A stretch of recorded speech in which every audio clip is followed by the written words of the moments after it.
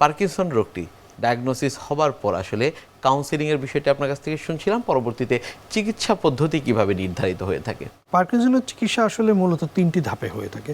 যেহেতু এটা একটি ইনকিউরেবল ডিজিজ, কোনো কিছু দিয়েই আপনি এই রোগকে একেবারে সুস্থ করতে পারবেন না। সিমটোমেটিক ম্যানেজমেন্ট হচ্ছে গিয়ে ম্যানেজমেন্টের সবচেয়ে আপ পার্ট।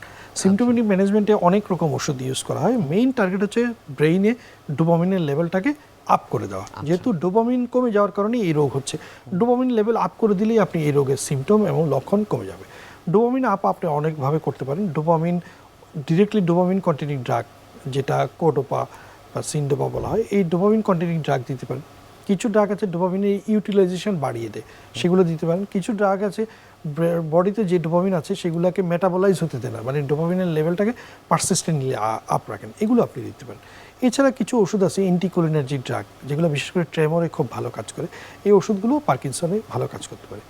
সিমটোমেটিক ম্যানেজমেন্টের পাশাপাশি অনেক সময় পার্কিনসন রোগীদের অ্যাডভান্স ম্যানেজমেন্ট লাগে, যেগুলো অত্যাধুনিক চিকিৎসা। যেমন অনেক পার্কিনসন আছে টিপিক্যাল ডোপামিন এনার্জিক ড্রাগে তেমন রেসপন্স করতেছে না, সেক্ষেত্রে আমরা এখন কিছু ইনজেকশন আছে, সাবকিউটিনাস বা ইন্ট্রাথিক্যাল অ্যাপোমরফিন নামক একটা ইনজেকশন আছে। এটা রিসেন্ট অ্যাডভান্সমেন্ট এবং বাংলাদেশে এগুলো আমরা দিচ্ছি ন্যাশনাল ইনস্টিটিউট অফ নিউরোসায়েন্সে।